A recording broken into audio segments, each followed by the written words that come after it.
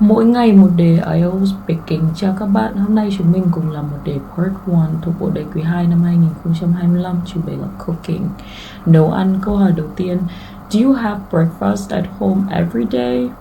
Not really. Sometimes everyone wakes up late, so we skip breakfast or eat out for a change.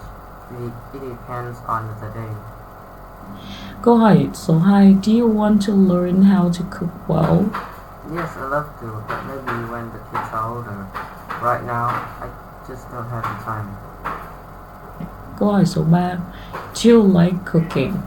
Yes, I actually do. I like cooking with love and seeing my families enjoy the food.